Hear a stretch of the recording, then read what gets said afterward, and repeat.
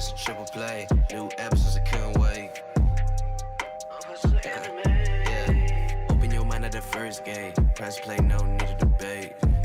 AoA, check me out. Look, plugged in, you can catch the hype. Golden Dawn, how we follow the light. Anime like life, married to it, my wife. What is going on, ladies and gentlemen, boys and girls, people of all ages? Welcome back to the AoA show. I'm your host, as always, Ian, along with the boy Isaiah. Yo, yo, yo. And today we are talking about Jujutsu Kaisen episode 11. If you watched our live reaction already, I said episode 12 at the end. I just realized, so disregard that.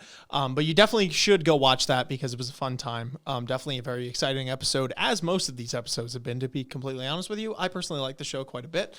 So it's exciting to talk about it, to watch it, all that kind of stuff going on. But yeah, we're going to get into some of the things within this episode, kind of breaking down some of our predictions, some of the deep dives, things that really stuck with us in this episode. We had a couple wholesome moments and we had a couple depressing moments. They pulled us up high and then they just dropped us from like the top of the cliff, which just really hit hard. But we're excited to get into it. Listen, guys, if you like the content today, make sure you guys are liking, subscribing, hitting that notification bell, sharing with your friends, and commenting your thoughts down below. What did you think of our discussion? What did you think of this episode in particular? And what are your thoughts on Jujutsu Kaisen as a whole? But anyway, hopping into this episode, last week were having a lot of predictions around whether Junpei, I almost forgot it, but if Junpei was going to go one way or the other. And during this episode, it would see, at least during the beginning of it, you're thinking because Itadori is just like that good of a person and, and everything like that. He finally found some commonality that's how it was going to go. But I knew that there was something in the works in the beginning when Mahito told him that he's like, oh, if you find a sorcerer, befriend him. And I'm like, why? Clearly like something's going on here. And unfortunately our worst fears were realized. And, he basically, the worst case scenario has now pit them against each other because Junpei is just off the rails by the end of this episode. But I first wanted to talk about the Kento fight that he has with Mahito right in the beginning, where it's not really a fight per se, but really just like a display of abilities, or Kento's like actual ability, which is literally called overtime. Which I thought was very interesting. I literally thought he was saying that like as a joke, right? Like I'm going into overtime, but it was like, it's literally his ability is overtime. It's a time-based contract. And I also love this as well, because a couple people have pointed this out, but for any Hunter x Hunter fans out there, the show's power, the way that they use their abilities and their power system is very reminiscent of Hunter x Hunter in a lot of ways. And it is that you literally make contracts in order to use your sorcery, your abilities, right? So I think it's cool that Kento's has to do with, time in that regard. And it was really cool to see that. Now, I'm not going to lie, if anyone has like further clarification, or I don't know, Isaiah, if how exactly it works when he goes into overtime as opposed to when he is not in overtime. From what I could surmise, it's like he has the weak points that he can look at. And then when he's in overtime, there's something that's like added on to it. Like he sees maybe like a longer length or something like that. He said he could even handle inanimate objects as well. So I was, I don't know. I didn't get the full picture on that, but we know that he kind of sends one giant explosion because Kento is not stupid by any way, shape, or form. So he realizes that this fight, if it drags on any longer, he definitely is at a disadvantage because with his ability, he has to slice and dice, and Mahito is the direct counter to that. So he's got to take him out in one shot. And then when we find out that Mahito also cannot be taken out in one shot like that, definitely complicates things. But I don't know if you had any thoughts on the fight or anything else in general in the episode. So it was a cool episode. I definitely, it's like I don't want to say run-of-the-mill shonen because that makes it sound like it didn't do that well. It did. But I think the most interesting thing for me always, like, coming back to this show is, like, the jujitsu sorcery part of it, because it offers up, like, some interesting counters to that formula. Like, I could argue that the plot, I guess, line of this episode was really good. It doesn't do anything like super unexpected, at least in my opinion, but I do like the interesting counter to this idea that like Itadori as the shonen protagonist is, he's the focal point that you're supposed to look through, and he's supposed to be like the pure of heart and the one who makes like the right decision, right? And I don't know if it's just because like we've been reading Tower of God like a lot lately, but like I like it when like the main characters of shows like this or really just shows that tell this kind of story are challenged on that ideal, and not just in a surface way of like, oh, you want to save everybody? Okay, I'm going to kill everybody. Like, what are you going to save everybody? Yeah. But it's like, so Itadori, because he has that moment with Junpei when they're having dinner with his mom, and everybody's laughing and having a good time, whatever, and Junpei confronts him about being a sorcerer, and he's like, look, have you ever killed anybody? Like, would you ever kill anybody? And Itadori's like, no, I don't think so. And he's like, well, but they're bad people. And he's like, yeah, but if I do that, like the line between the value of life and death sort of diminishes for me, and I'm afraid that I won't be able to delineate between the two anymore. Thus, all of that loses like meaning to me. And it's a really good character moment. But then almost immediately after, we have the confrontation with Kento, where he's like, look, you got to take me with you next time. Like, you were hurt, like this and that. And he's like, look, kid, I'm going to cut it to you straight. Like, this job, it doesn't end with that. Those ideals you have, like, they're cute, but that's not how this job ends, right? You kill somebody or you die. At some point, you will have to kill somebody. This job will force you to take a life. But like, I like that. Number one, I like that conflict. I like this idea that, like, I'm not sure. There's so many, like, again, like, shonen shows and protagonists and like character archetypes of this kind that like just do that and like can trudge on that line, and it's like, this is what I believe and will do that throughout the show. But I genuinely don't think that's the case here. It doesn't work. It wouldn't make sense if it, to be honest, at least in my opinion, if it did go that way. But I like this idea of like the adults in this jujutsu sorcery tech, like trying to shield the kids from it for as long as humanly possible. So, Gojo, I got Gojo on the mind. Kento is like, yeah, at some point you're going to have to kill somebody, but it's not going to be today. Like, watch Junpei. I got this. And I don't know. That was my favorite part of the episode. And obviously the very end when Junpei kind of just sticks it to all those people who much deserved it, in my opinion.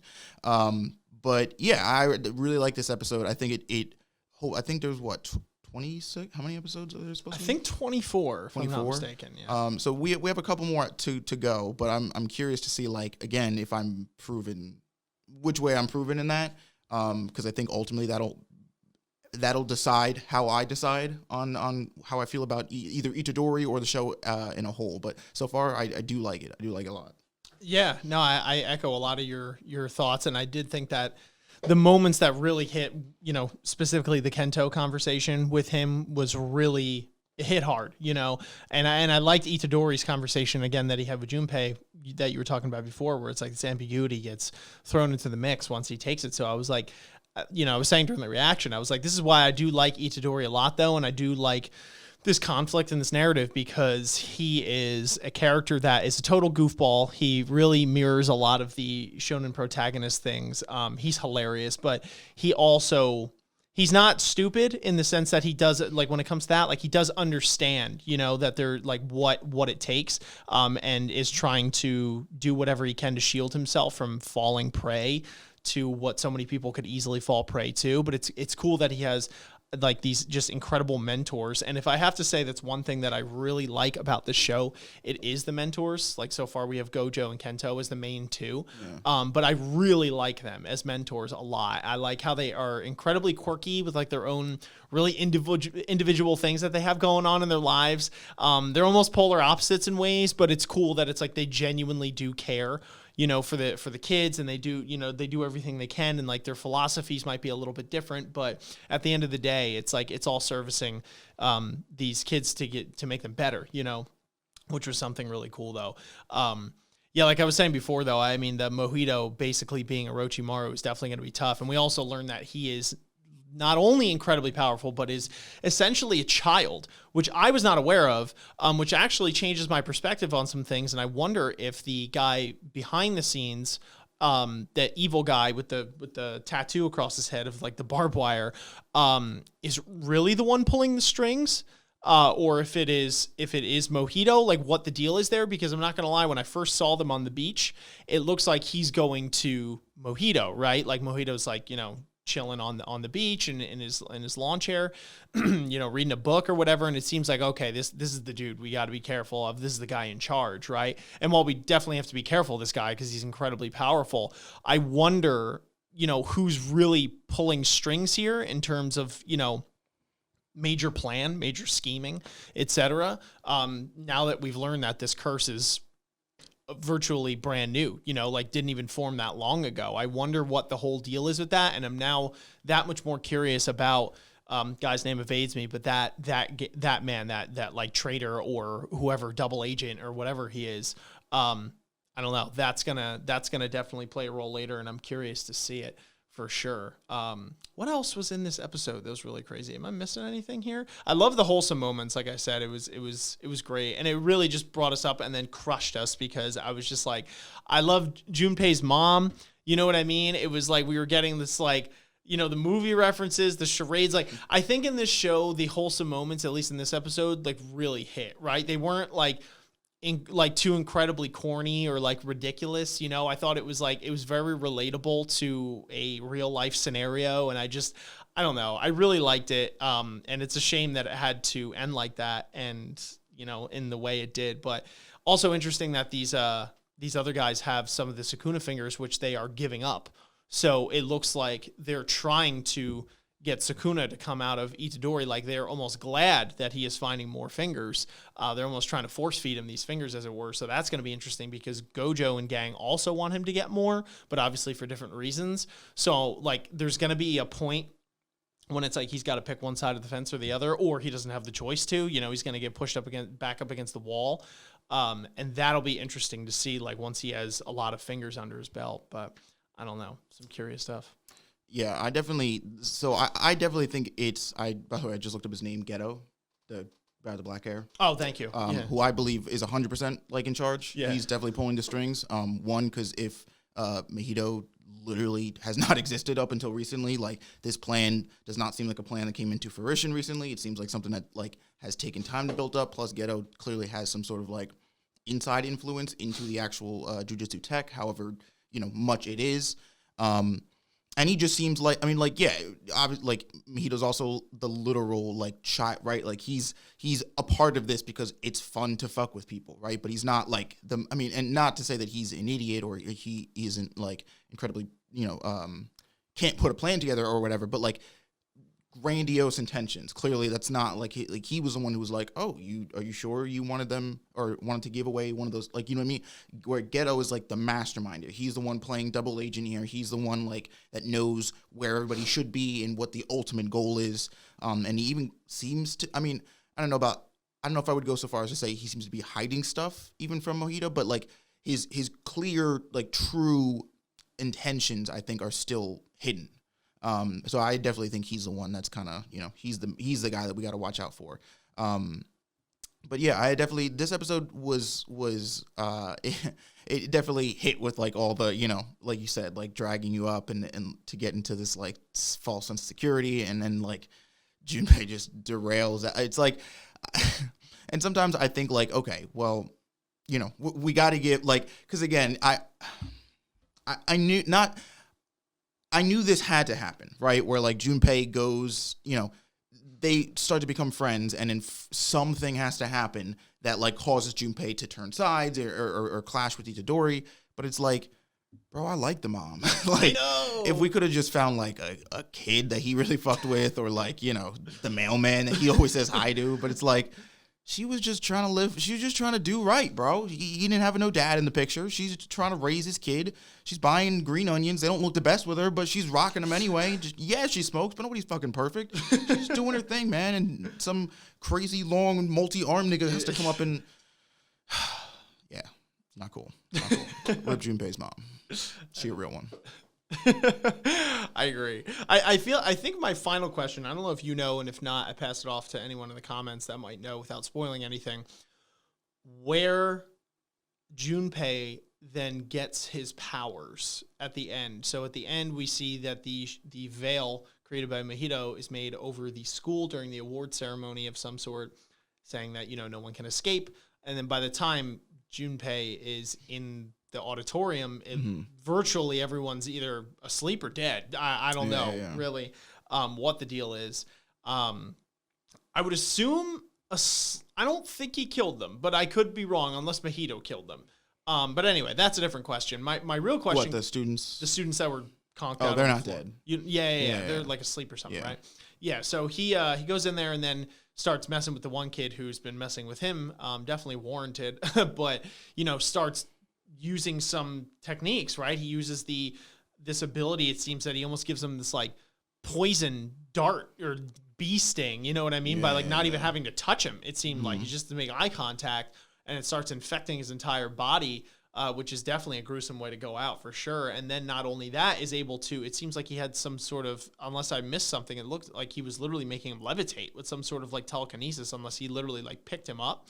I think I don't know if I missed that shot. I think it was, whatever cursed spirit like was next to him, because like at the last shot, clearly like a cursed spirit faded into view. I think it was the cursed spirit like picking him up. Oh, right. Okay. So because normally other people can't see it, it looks like he's levitating, but he's not. Okay, I missed that. I'm pretty sure it was Mahito who imbued him with this ability. I don't know what this ability is. I don't know if it's temporary. I don't know if it's like whatever, but like clearly there's that scene after the death scene of the mom where Mahito's sitting with Junpei on his bed, like consoling him, and he's like, "Hey, this only happens if like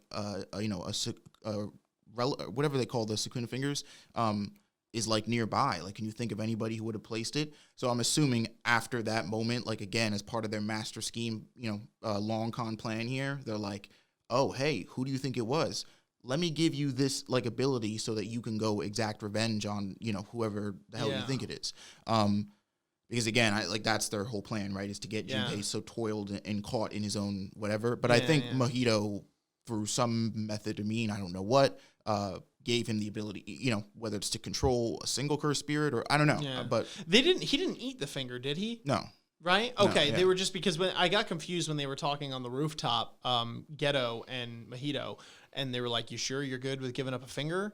You know what I mean? Like, because when they placed the cursed finger on the table, the Jujutsu sorcerers came to the scene after the fact, and they took the finger. They already took it. So they're saying, basically, we gave them a finger. Sure. So he's saying, "Oh, are you okay with that?" And he's like, "Well, because it's part of the It's all going to the same place anyway, and we want him to." Okay, got it. Just clarification. It can be hard sometimes when you're reacting to something, or because like you're watching it, but you're also talking over it, and then like, oh, crazy stuff, like.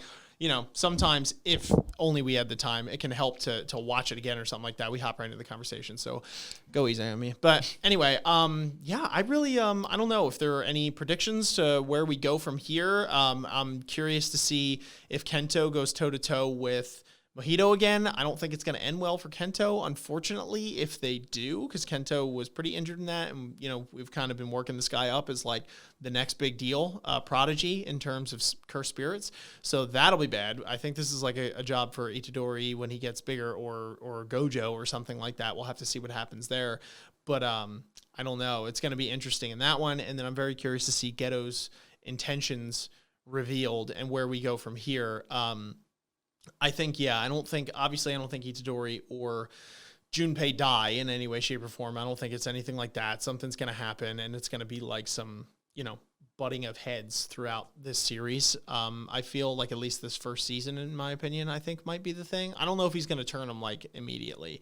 Because I do think eventually he's going to... Because Junpei has not technically killed anyone yet. So, like, he's still... he can still be saved, essentially. And I'm just curious to see if, like, does he get there in time? Like, how does this pan out? But I would like to think that in the end it's going to be okay. But as I've seen, I mean, like, this show, and one of the reasons I actually like it a lot is that, you think that you think that you could easily predict stuff, but it's like it doesn't always turn out the way you thought it was. You know, you could see the trajectory of where it's going, but some of the things along the way, like, they take me by surprise sometimes. I'm like, oh, okay. And like the show can take a very depressing turn. Like it's definitely got that horror element to it. It can be pretty dark at times. So I actually don't know for certain if he's going to be successful in that, but I have a feeling that he is. I don't know if you have any other thoughts. So I actually think that Junpei and Itadori are gonna fight for a little bit, or yell at each other, or whatever, have some sort of altercation.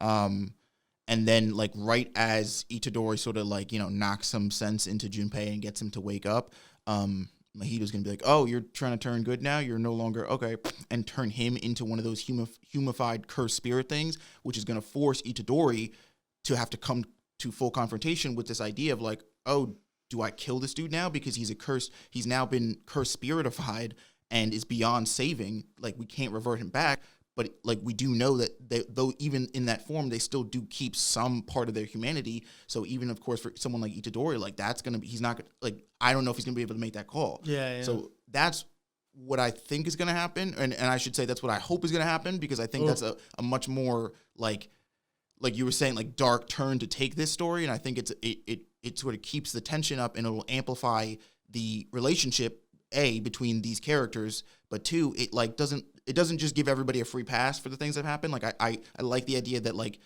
you know, none of this was like Junpei's fault, right? The path that's gone down, but like this show has clearly stated that like some niggas are just unlucky, you know what I mean, when it comes to these cursed spirits and fate, and like, you know, Junpei unfortunately was a wayward soul that's sort of been swept up under Mahito's veil here. And I don't know, I think that would, I just personally anyway, I think that would be a much more interesting and like a much more, you know, emotionally grappling outcome than like, oh, we beat him and now he's good now and everybody's safe. And it's like, okay, that would be cool. But like, you know, whatever. That's just me. That would certainly be dark. It would. That would certainly be dark. That would be a ballsy move on their end. That's what I'm saying. But I kind of want just show to double down on the dark. Double down. That'd be wild. It's like, how marketable can it be though? You know what I mean? Like when you talk about that, it's like, for me, man, I'm, you know, this is the guy that fans over Berserk, so I could take dark. Like if that's fine, you know what I mean? But like, but it's like, it's not even. It's like, you know, like there's dark, like, and not saying that like Berserk does it, but like